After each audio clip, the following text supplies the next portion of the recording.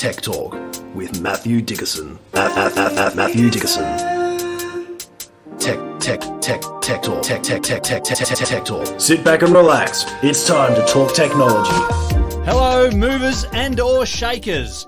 Welcome to the all-inclusive, undiluted, flavour-enhanced Tech Talk with Matthew Dickerson. And it's time for your prescribed weekly dose of all the latest news on the freshest ideas on the planet. And here, to tell us all about it, our boffin of all things gadgetry and new age, it's Matthew Dickerson. How's your week been, Matt? It's an interesting question, isn't it? Whether you're a mover and or shaker. Well, I'm just leaving it open. Yeah, fair enough. Yeah, that's three groups of people that we're talking about. That's a good... And we're isolating the and not or the none of. There's a Venn diagram in there somewhere, I'm sure. Look, I've had an interesting week. There's been a few things that have happened this week. A couple of things about listeners. We get rankings through about where our listeners are from and where we rank in various locations.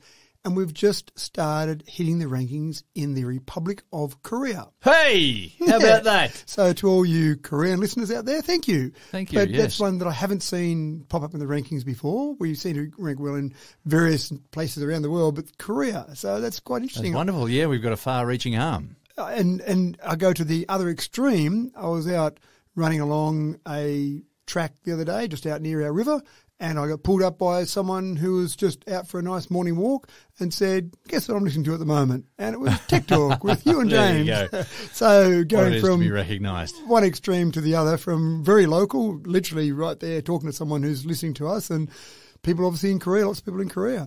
The other conversation I had during the week was with Saul Griffith. Oh, really? I was at a conference and Saul was one of the presenters. That's very cool. And I've seen some stuff from Saul before, and obviously Saul, for those that haven't come across Saul, go and Google him, have a look, but he's a renewable energy advocate.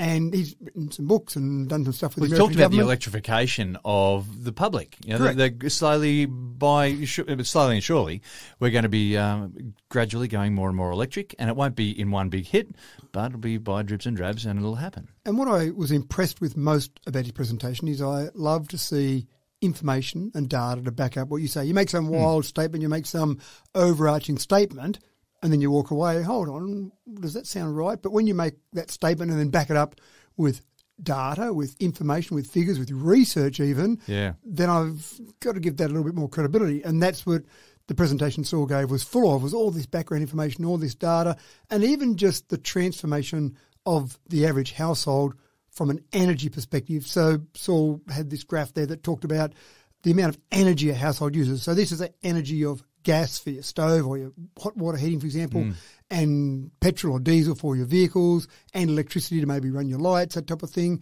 and then transforming all that energy. So forget the type of energy or the form of energy, but you've got all this energy a household uses, transforming all that just to electricity, and then how you may generate that and what that does for the bottom line. And the thing that I talk about a little bit, but I haven't got all the data and information to back me up like Saul does, but I talk about this a little bit, that I think there's a good long-term dollar saving to be made by the average person to transform their lives. Well, I'm hearing that more and more from a number of different sources as well, that, you can compare what we're doing with coal power or fossil fuel power and whatnot. I guess, we're getting our electricity from coal power, but, there's the efficiency in for example, our renewables is much greater than the efficiency from coal power. Yeah, that's exactly right. So what he talked about was that we can transform our entire society, but do it cost effectively because the cost of that power is cheaper. But he said that the thing that scares people, and we've talked about this before, is that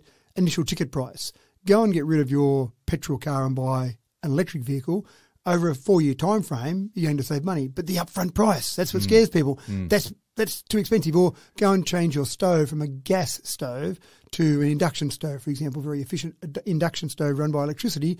Well, again, sure, over a 3 or 4 year time frame, I'm going to be in front. But right now, I've got to find the thousands of dollars to go and buy that stove. So what Saul talked about was transfer that cost of paying for your various other forms of energy, transfer that into finance, transfer that into bank loans and interest, and society will be better off, but you eventually as an individual will be better off in the long term. So it's an interesting way of looking at it. But I think the scary thing about it was, while I was sitting in a conference with hundreds of people, the groans around me from different people and just the mutterings from people, this guy's lost it, this guy's got no idea, what about that, how are we going to do that? I'm looking around and these people look like reasonable, sensible, intelligent people. Yeah. And I must admit I struggled to hear what was coming out of their mouths because he's presenting the data. Saul had the That's data, right. the information there, and yet they're still thinking this guy was some crazy loony. But change is sometimes hard to deal with. Yeah, I think that's probably all there is to it, really. But the mutterings that I've been getting is it's going to be up to government, whether it be it local or state government or even federal government. The change is going to be much less up to them, and individuals. It's just going to be easier for individuals to move over themselves, from what I've heard in other sources. Yeah, and sometimes people get that attitude, don't they? Well, what's the point of me doing anything about it? I can't do anything about it. What's my one little change going to make? But if everyone said, let's make that one little change, wow, their society changed. Yeah, but the cost of solar power, for example, is coming right down, and so you can start to see that you'll make savings if you've got solar cells on your roof. Yeah. That it actually you don't have to wait for 25 years before you start to recoup your costs and things like that. So You don't have to wait for the government to tell you to put solar panels on. You can actually do it all by yourself. Yeah, that's right. And so this is what's going to lead the technological change, I think. Yeah. Anyway, interesting week. Well, okie dokie, it's time to get busy with our first story then. Stocktake is going to be a hectic time in any store, big business or small. But for mammoth enterprises like the big city supermarkets, keeping on track of what is on the shelf and what needs restocking requires round-the-clock monitoring. So Woolies in Wetherill Park are trying something new and have installed 500 cameras to watch movement of stock on the shelves in an effort to keep the customers happy. Matt, how's this going to work?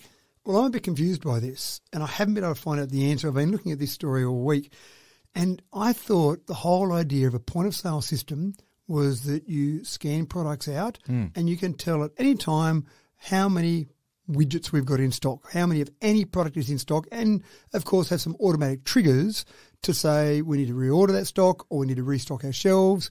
So I'm a bit confused as to why Woolies in Wetherill Park has decided to put 500 mini cameras throughout the store.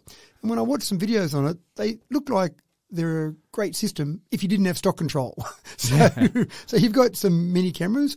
They're the size probably of about a button, if you like, a small button on a shelf, and it focuses on the shelves on the opposite side of the aisle. And then it uses a bit of AI just to look if there's an empty space there or there's products there. And then once it detects there's an empty space, it alerts someone in the warehouse to go and fill that particular shelf. So you've got that shelf there. It seems like an overly complicated way or a, hey, let's use technology way of solving a problem that I thought stock control would solve. The only thing I started to think of was maybe the shrinkage, the theft in a supermarket is so high that they can't rely on their stock control systems because their stock control says we've got 17 of those in stock and they look at the shelf and it's empty. So maybe they lose that much with other ways, with the old 5-finger discount for people, that maybe they've got to have these. But what I looked at in terms of the technology, it looks pretty interesting. So ignore the stock control question, pretend we don't know about that or you can't have that solution. Having cameras around the store that take a snapshot every hour, and that's exactly how they work. So it's not filming across the shelves. It's just every hour, take a snapshot. And then, again, it detects an empty spot. Is the consumer going to trust that, though? Well, the consumer doesn't care that much, presumably, because it's just a matter of the staff restocking the shelves if they're empty. But the one thing I suppose consumers might be concerned about is the privacy side of it. Yeah, that's right. Yeah. So in terms of conspiracy theorists and people who are uber paranoid, getting their photo taken or whatever. That's right. So you don't want to be sitting in front of the camera, picking your nose, the photo goes, and then next thing you know, all across the internet is James Eddy picking his nose in Wetherill Park. Hey. They've said that the images, if they do accidentally happen to capture a person, they'll be shaded out or anonymised to retain privacy. So presumably it'll just be a random shopper picking their nose, not James Eddy picking his nose. So that's certainly one concern that people would have. But again, I'm interested to see, I want to look at this story again in 3 months' time to see if they're still using it, to see how effective it is. It does give you an idea of how good we're getting with our cameras, a small camera taking very accurate photos, how good we're getting with our AI to detect different things that are happening. In other words, oh, there's an empty space there. Whether we need it or not, again, in that stock control question, I don't know, but it does sound quite fascinating as an overall detection method. I think we can see other ways you might use this sort of detection. But then I thought always that they had people walking the floor checking shelves as well. So is this to cut down on the amount of staff that you've got walking the floor checking shelves? Definitely. Yeah. I think that's one of the objectives of many large organisations, to cut down the number of people doing anything. Yeah. I mean, the self-serve checkout. I know some people, friends of mine, who refuse to go through the self-serve checkout at a supermarket because they figure that's one less person they might need employed in the supermarket rather than someone at the checkout to actually scan products manually. So there's things like that as well. But it's just interesting to see, I think, how we're going with cameras and detecting things automatically.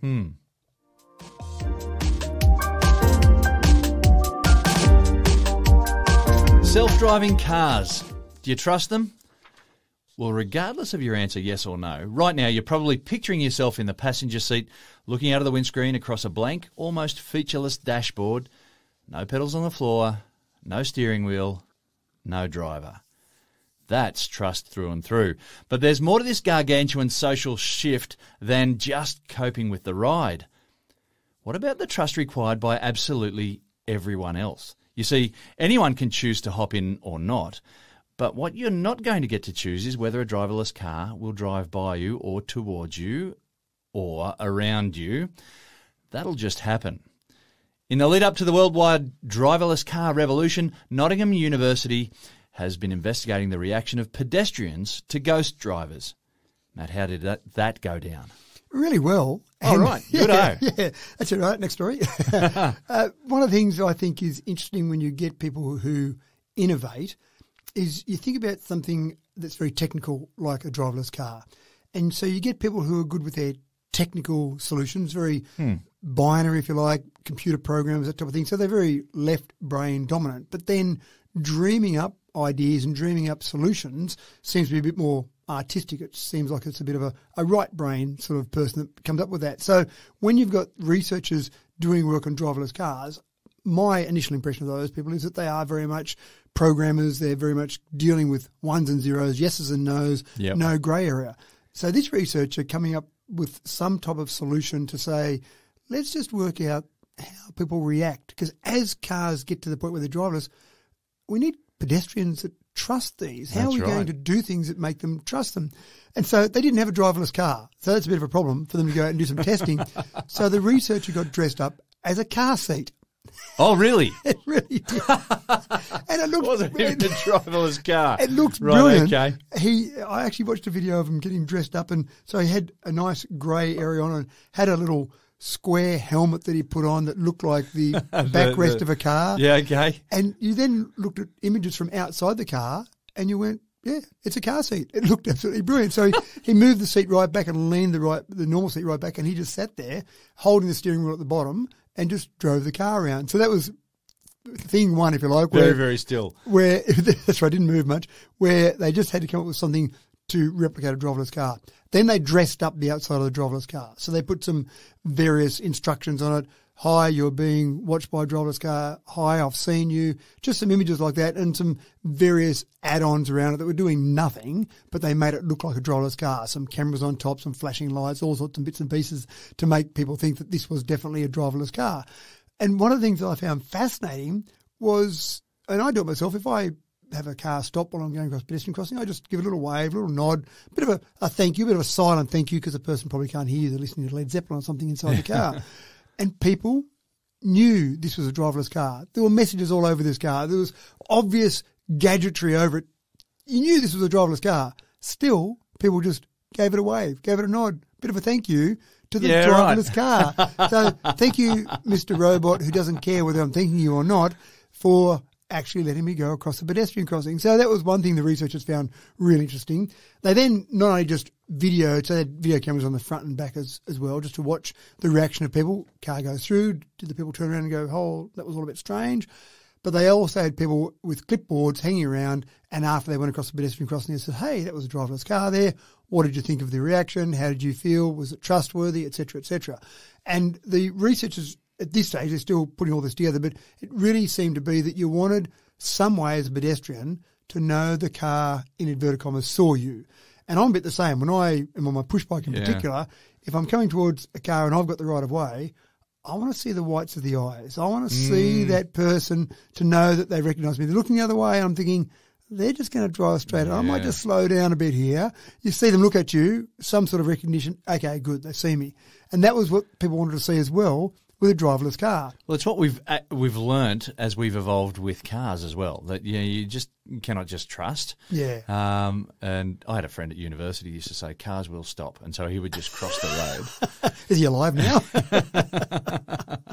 I know when the kids were going through doing their driving lessons when they were growing up, I always used to say that right of way can be given but can't be taken. So you can't just take right of way and assuming everything's okay. You've got to be given it by someone else. And that's right. Exactly the case with a car. You've got to wait until that car gives you your right of way. Yeah. You can have all the rights in the world, but if you're in hospital with a broken leg, we've learned all these subliminal lessons, from subliminal or otherwise, explicit lessons from the age of being young children. Yeah. And so now it's just intuitive. We just know that we need some acknowledgement that we've been acknowledged. Yeah, that's right. So they'll develop a paper on all of this and they'll be distributing that out to various companies that are making driverless cars. But I think the real lesson, and again, they haven't finished the paper yet, but the real lesson that I saw from the initial testing was that the car has to say to you in some way, shape or form, visual, audio, something, I've seen you. And then you feel okay. If you don't get that, then people aren't going to, like your friend, they're not going to just step out onto the pedestrian crossing because they're just not sure that driverless car has seen them. But it's a world we're going to have to get used to. There were no aggressive Luddites who are kicking the doors of the car and trying to protest against technology taking over the world. And I do wonder whether they were doing a fair sample space because they were mainly doing it around the university campus. Right. So there were a probably different group of people to normal society. You've got a bunch of university students, maybe they're younger, maybe they're looking for innovation a little bit more than the average person. So maybe take it to the streets next and see how you go. Maybe then you'll start getting I think with this driverless revolution, I think that it's going to take some weaning. We're going to need to get used to it, and it's going to have happen in small stages, baby exactly steps. Right. Yes.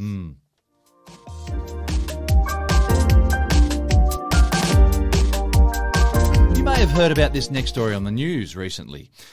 The Beatles are headed back to the charts with Paul McCartney raising John Lennon from the dead and releasing a brand new song with some never before heard lyrics.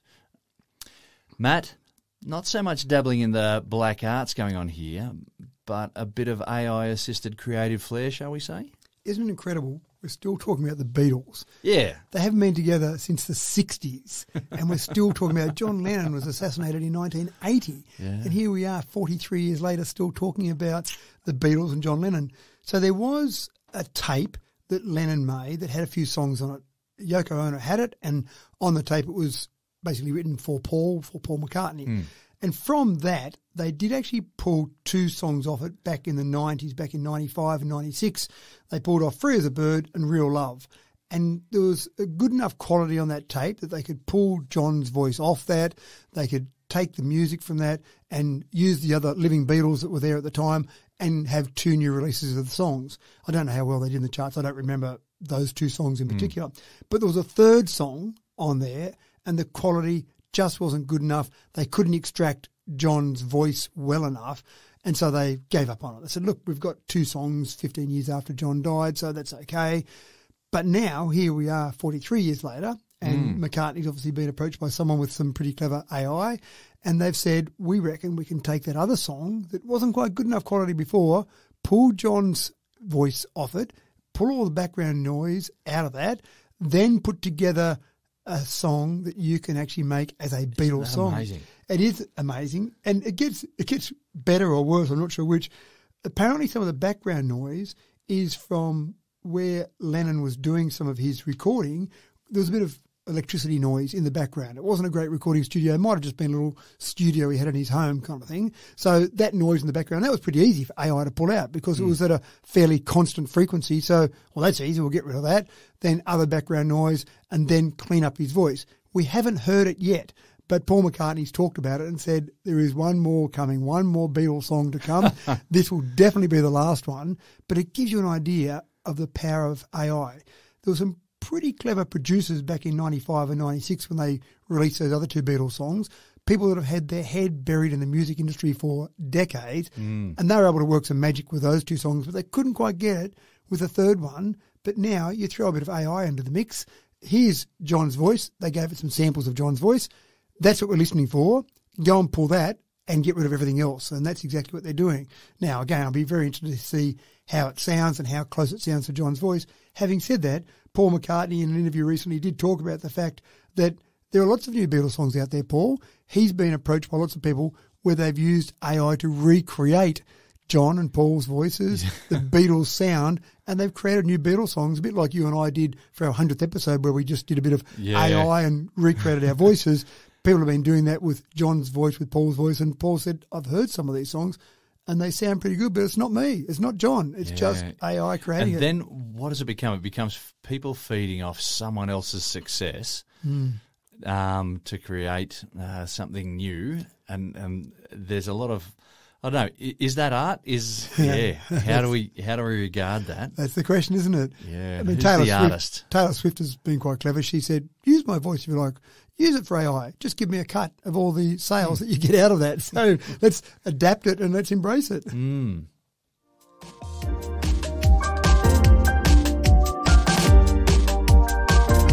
Mustering cattle in a helicopter in the top end looks like an absolute hoot. If you've never seen it before, and I'd say hats off to the pilots who make all those close-range swooping and diving, it seemed like an absolute breeze.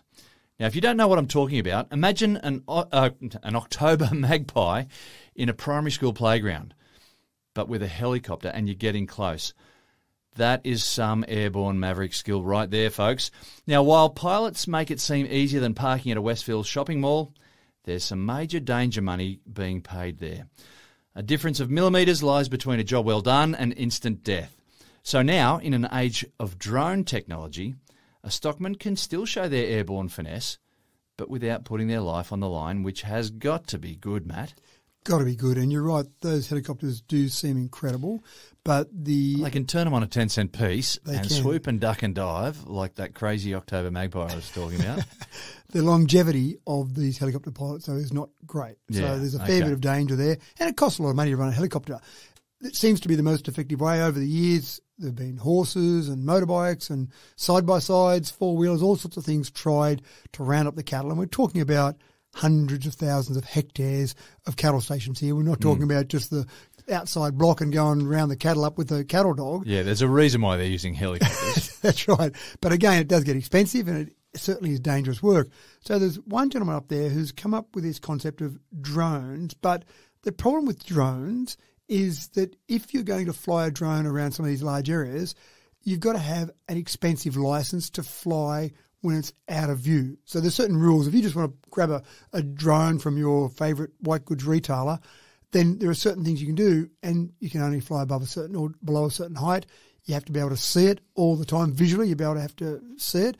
And then if you want to get licensed to be able to go and fly in certain areas or fly with it out of sight, it can get expensive. And this particular person who's fairly young in the scheme of things and has been involved in cattle stations and grown up around them, I suppose, he talked about this idea. And so to get a license to be able to do all of this in a drone or with a drone, about $40,000. Oh, wow. Yeah, and probably takes, maybe 6 or 12 months to actually go and get that, because it's not just a simple little thing to go and tick a few boxes and sign a form. So he started to think, can I somehow commercialise this? Can I create something that will allow drones to fly, go and do the roundup, the mustering like a helicopter would, but using drones, without someone having to go through all this process with licensing. And so, again, we start talking about AI, we start talking about these drones going out and doing it.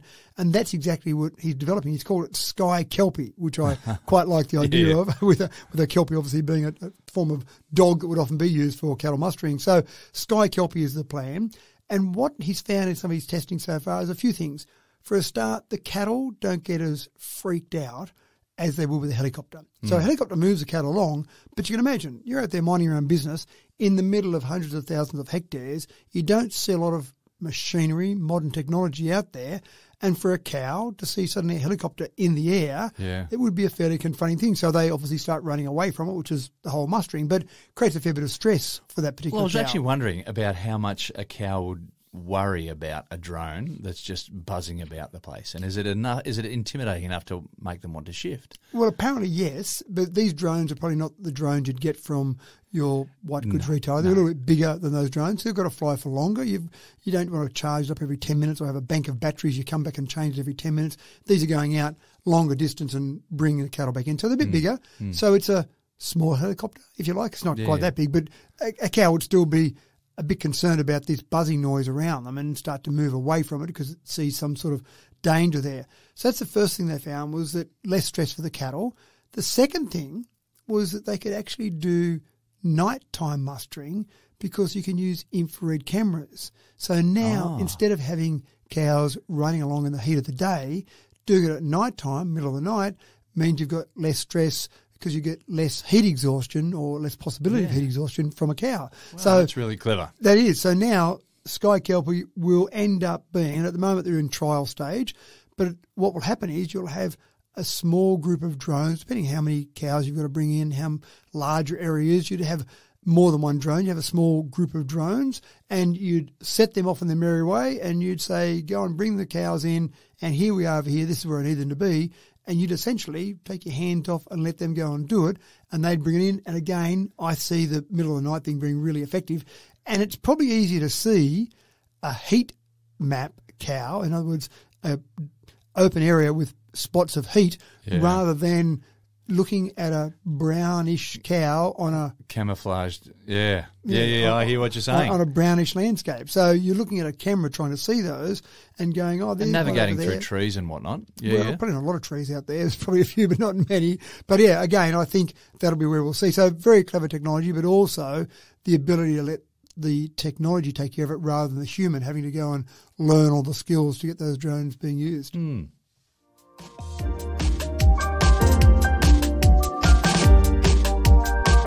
Do you use an ergonomic keyboard? I'll say that again and I'll pronounce those words properly. Do you use an ergonomic keyboard? How important is it to you? There's a couple of questions you don't often get asked, I'll bet. But whether it's something that you never really thought about, or if you're an ergonomics dependent type of person, it's all about to end abruptly as Microsoft is pulling the pin on manufacturing. Matt, they say you don't know what you've got till it's gone. I'm shattered by this. You are a devotee, aren't you? Oh, absolutely. I remember when they first came out. We're talking about 1994 they first came out. I don't remember if it was exactly that year that I got my first one, but I read an article on them and it did make sense. Rather than your shoulders coming down and your arm being at an angle, then your wrist twisting. And I'm doing it here as we talk, which is no good to anyone else but you, James. No, I can see. And folks, it's extremely effective gesturing, yes. None of our listeners can see that, but the idea of that angle on your wrist while you're sitting there touch typing has got to create some form of stress. So I read the marketing hype, and surely a company like Microsoft wouldn't lie on their marketing hype, so it must have been well researched with a medical staff, certainly. So I like the idea that your wrist was just straight as it came down to the keyboard. And it did take a little bit of getting used to, but what I found after I used one for not that long, if ever I sat down at a normal keyboard, I felt a bit cramped up. I felt like my hands were too close together. Yeah, okay. But they when they were new, they were pretty ugly. They've gotten a bit better looking over the years, but they were very ugly. And I know people used to sit down at my desk sometime and say, what is that? And my standard joke, which wasn't funny 30 years ago and isn't that funny now, is that I had a normal keyboard I left out in the sun too long and now it's all bowed and bent in the middle. And most people would give me a strange look and I'd say, no, it's an ergonomic keyboard. But I actually love the idea. I thought they'd been quite effective over the years. I can assume that the only reason Microsoft is not making them anymore is because they're not selling enough. But my advice to all our listeners is if you've got some, and I've certainly got more than one sitting around my office, a couple of my offices, if you've got one there, clean it up, put it back in its box, put it away in the cupboard for 6 months, because in 6 months' time when you can't get them new anymore, presumably if they stop manufacturing now, then they'll still be available for a little bit of time, they'll be going for double, triple, 10 times the price on eBay. I'm vaguely confident of that being the case. I mean, other companies will still there'll be a big market for the ergonomic keyboard. Well, other companies still make them. So Logitech still make ergonomic enough. keyboards. So you'll have other ones, but for some reason I've just liked the Microsoft ones. Now they're still going to keep making their ergonomic mice, and their ergonomic mice typically look ugly, but they've tried different shapes over the years to try and work out how your hand fits around a mouse. So that's been quite effective for them, I thought. But It was always a bit strange that Microsoft got into any hardware manufacturing in the first place when they started doing keyboards. It just seemed like a bit strange. You're doing all this operating system software, productivity software, and keyboards. It didn't seem to make sense, and people predicted back then it was just some little thing they experimented with and they'll get rid of it soon. Well, it took them 30 years to get around to getting rid of it, but it probably doesn't make sense for them to do it. Let a company like Logitech specialise in it. But yeah, I'm still disappointed. I did like my Microsoft keyboard. So the issue is probably there's too many people who's still doing the two-finger typing. Maybe. And they're not that effective. I'm one of them. Yeah, right. Well, they're not that effective. Actually, I know I've got all my kids to do touch typing courses. Yeah. And it's one thing I often say to people that if you want to have a really quick way to increase productivity, touch typing course, most of them take 10 hours. But once you've done 10 hours of that over a couple of weeks, for example, suddenly, even if you can only type at 60 or 70 words per minute touch typing, then it does increase your productivity quite dramatically. So I did a touch typing course back in my HSC. Right. And it was on one of those the electric typewriters. Yep, yeah. yep. It was really noisy and I just got annoyed with it and so I left it. Well, I don't like to give too many product plugs here, but TypeQuick is a company that is an Australian company. That's where I first learned to touch type, and that's where I got all my kids to use. They've got online versions of it now. But what's great about it is that while you're going through and learning to touch type, it's obviously working out how quick you are on different letters. So then when it gives you some tutorials at the end of each lesson, it focuses a bit more on some of the letters that you've been a bit slow with. So rather than what you might have done on an old keyboard and just go through this and do these particular exercises, this actually goes through and works on certain letters and then gives you words with those letters and then gives you a bit of refinement on ones that you're not quite good enough at. Come back tomorrow for your next lesson and away you go. And 10 days later, you've done an hour a day and suddenly you're a touch typist. Now, There you go. I've seen people touch type at incredible speeds. I'm not saying you're going to be that good, but even at 60 or 70 words per minute, it does give you some basic skills that you can be more productive with. Well, probably worth doing, and perhaps you can teach an old dog new tricks. Maybe.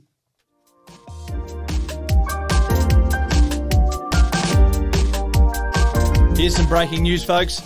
Toyota have tiptoed through the dawn of the EV revolution, and regular listeners will know our stance here at Tech Talk on whether the hybrid vehicle qualifies in the EV category. But Toyota ads continue to insist that they've been front runners without even releasing an actual EV model. It seems that the smoke and mirrors are now lifting, and Toyota is finally unveiling their plans for long-range EVs and for hydrogen fuel cell technology. Matt, this is news that we've been waiting to hear for a while now. Well, I'm not convinced. I want to get your opinion on this. Okay, all right. So they've sent out the message, we're doing this! And it's a lot of noise and perhaps, yeah. Well, I do wonder whether this is more a release by their PR department rather than by their engineers. Okay. Because they've put out this claim that they're going to have 1,000 kilometre range EVs and some hydrogen fuel cell vehicles by the year 2026. Oh, now, that's soon. That's right. Now, we've got vehicles right now that you can go and buy that have got a range over 600 kilometres. We're in 2023. In 3 years' time, those manufacturers will keep developing those cars. I'm talking about the manufacturers that are available now with EVs. They'll keep developing those cars. They'll keep developing those batteries. The 600 kilometres will be 700 by next year and maybe 800 or 900 by the year after. And then by the year 2026, they might be up to 1,000 kilometres, for example, when Toyota is saying that we'll have 1,000 kilometre range EVs by the year 2026. I wonder, and this is where I want to get your opinion on it, I wonder whether they're finally saying, wow, we're so far behind on this. We can't catch these guys right now. They've got a huge lead on us. How can we delay? How can we get people to pause on their EV purchases, keep buying Toyotas for the next few years until we finally get the chance to catch up? I know. We'll tell everyone in the year 2026, we'll have it nailed. Just wait for us to get there. And people get excited by this. 1,000 kilometres, fantastic. That's what I need in an EV. I'll wait to 2026. That's the big thing, isn't it? I was about to say. Am I being too cynical? Am I being too harsh on Toyota here? Yeah, the difference between being cynical and sceptical, isn't it? So I reckon, I would agree with you. I think if you can't see any hard evidence that they're actually making any tracks forward, then well, my question was, is this the information we've been waiting to hear? And I think the answer is we want to hear it. But whether or not there's anything behind it all, it could be more smoke and mirrors. It could be. And it's interesting they lead with 1,000 kilometres. There's a whole range of things that people buy EVs for. Do you really need 1,000 kilometres? When's the last time I drove 1,000 kilometres in one go? Well, never, hopefully, because that would be dangerous to do that. But is that the number one thing? And it's interesting. And why do you make that your entry level? Yeah, that's right. Why is that such a big thing? And they have finally got one electric vehicle. It's got about a 430 kilometre range. Right. So that's available now. But again, it just doesn't seem to compete with the other EVs in the market.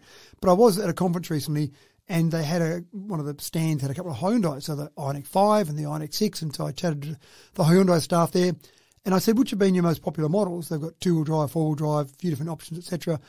And they said most people have been going with the two-wheel drive model. The performance isn't as good, the acceleration isn't as good, obviously two-wheel drive instead of four-wheel drive. But the feedback they've been getting is because the two-wheel drive model's got slightly longer range. So people are still focused on range.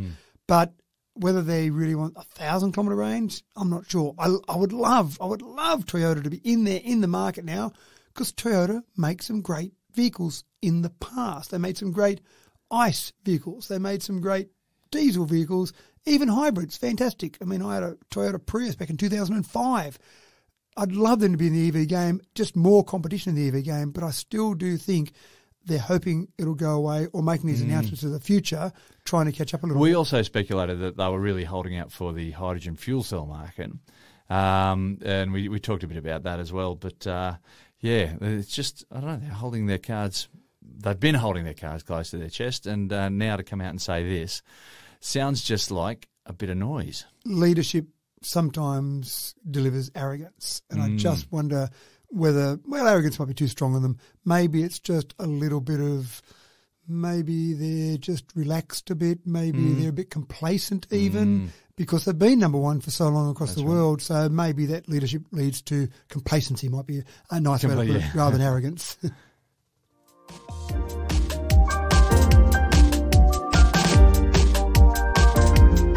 Netflix's business model has been tied in knots in recent months, and they've certainly featured heavily in our Tech Talking space as a result. The folks in the marketing department there have been sweating blood to retain subscribers and draw in new business, and it seems that the answer was as simple as streaming live sport, Matt. It's a fine line, isn't it, between TV and streaming. When you get to the point where streaming services are streaming live sport, then it feels like it's TV. That's right. It feels like it's TV. Now, they have played around with a little bit with sport. Netflix, they've had Drive to Survive, incredibly popular series. F1 loves it. F1, the organisation, loves it because it's given a whole bunch of new people exposure to F1 and then they want to really watch the F1 racing. Full Swing is another one that's been a bit of sports content, but they're about to stream their first live sporting event. And by the time people listen to this podcast, they will have already streamed it. It's a celebrity golf tournament in Las Vegas. So not the biggest tournament in terms of any sporting event in the world. It's not like it's a... But it's got some faces that people will recognise. That's right. So and they're likely to tune in. And it's live sport. That's the big thing. It's live sport. So I am... Given the fact that TV stations now have got some of their streaming options, so you get TV moving into streaming a bit, you get streaming moving to live sport. Well, it's good for us as consumers because we've just got all these different options out there. But it is interesting to see how Netflix is continually challenging their business model. The other thing with Netflix at the moment is we've talked about the fact that they're cutting back on password sharing. Mum and Dad have a Netflix subscription, and then all the kids and their friends and their friends' friends seem to have the same Netflix subscription. Yeah. So they've cut back on that. And there was a bit of noise about how annoyed people were about this and people were going to boycott Netflix and all sorts of terrible things. But when they started to enforce that, and this is at the end of May, they've been talking about it, making announcements, get your own accounts, etc. And enforcement came in, which was the only way they would really start to push people to do it. In the first 4 days of that enforcement, then Netflix saw more new subscriptions in the US than in any other 4-day period in the time they've been tracking. It had the opposite effect. Well, people went, I hate this, but I want to watch that show. Yes. I can't be without my Netflix. I better go and do it. And they've got different options. Again, one of the things I used to like about the idea of pay TV and streaming is no ads. Yes, love that idea. I'm happy to pay my money for no ads. But then Netflix, as we've talked about before, has got a cheaper version of Netflix with ads. So that sounds like a TV station as well. You're not paying for the TV station directly, but you're getting all this confusion out there.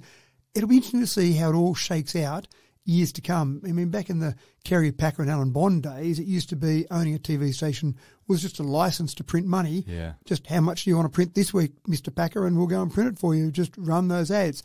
Now it's a different landscape, and trying to get your product to market, it's confusing out there for companies that have got a national presence. Where do we put our product? Do we put it on streaming? Do we put it on TV, like normal TV stations? Do we put it on pay TV? Do we put it on social media?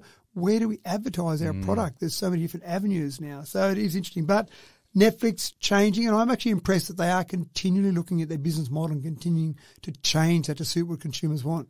Very good, yeah.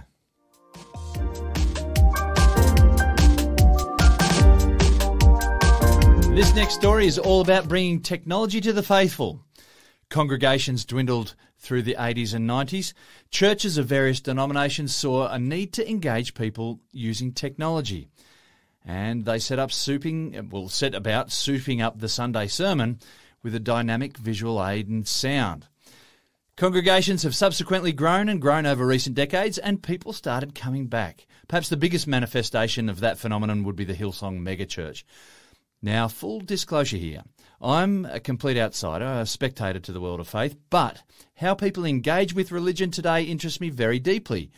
And so I'm interested to know how members of the flock would feel if services were to be led by AI. Matt, you've got some news about an AI-led service in Germany. How did that go?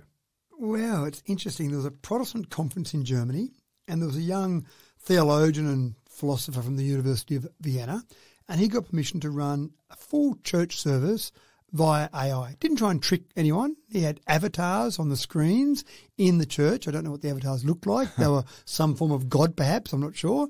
And they had 300 people come along to see how an AI-led sermon would go. And so it went through and did all the normal things, the songs, etc.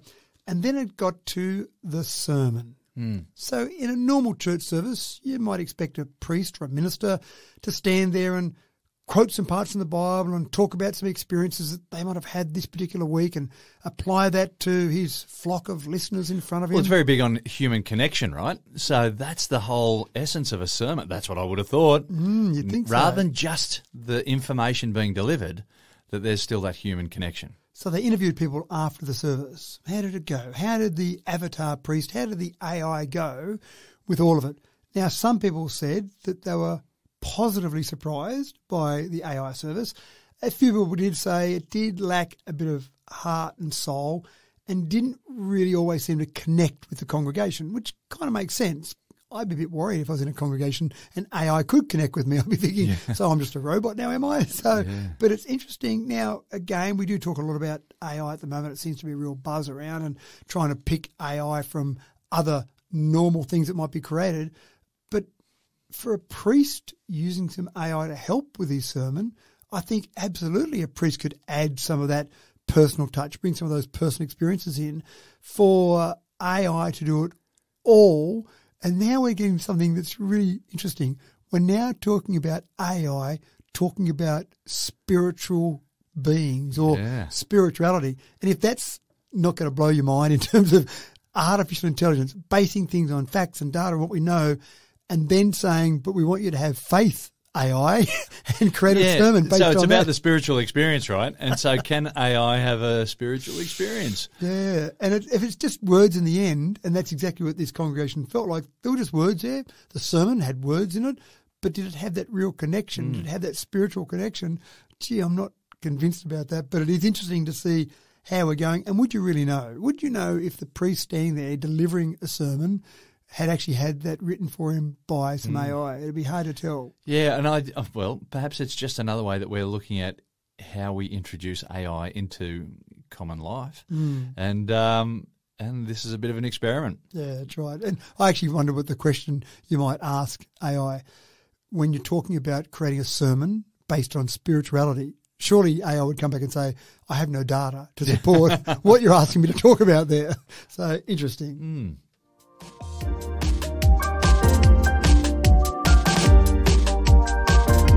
Here at Tech Talk, we love a good medical story, and in 2023, we know how healing needs to work in a very personal level, or at a very personal level at least, customisable, if you will. So strap yourselves in for some customisable 3D printed dressings for burn victims and personalised treatments for cancer. Matt? The only experience I've had personally with burns is when I was a terrible parent and my son crawled across the floor, so he was old enough to be crawling, and that was about it. and put his hand... confession here. Yeah, that's right. Put his hand around a space heater with the red bars going across that and grabbed hold of that to lift himself up and realised that maybe this wasn't the best thing to grab hold of. Yeah. Now, just the process for that, burns across his fingers, still got scars to this day. That would have been over 20 years ago that happened. And the redressing he had to do, and obviously very young, but the pain that he seemed to be in every time redressing. But that was a fairly limited burn compared to some people who have burns to much larger parts of their body, whether they've been in some form of accident or something's happened to them. So one of the big things about burns is the dressing, having to redress it, and the pain people are in while they're redressing it, and also the shape of that dressing. So they've now got to the point with 3D printed dressings that they do a couple of things. The first thing they do is they do a 3D scan of the area. So, for example, if you've got a burn on a part of your face, they'll do a 3D scan of that part of your face to get the shape right. Then they'll print some dressing to be able to go on to that particular part of the face so it's exactly the right shape, not just put a bit of padding in there, wrap a bandage around it, and that'll be okay till we have to peel it off and then go through that very painful process. The pain is then a really big part of having your healing process. So with this particular dressing, there is time-release medication in the actual dressing itself. Oh, wow. So you put the dressing on, you'll leave it for a certain amount of time, maybe a day, I'm not sure exactly how long, but that medication will slowly be released directly into the dressing. And then, and this is the part I particularly like about it, you need to take it off. So that sounds like the worst part, the most painful part.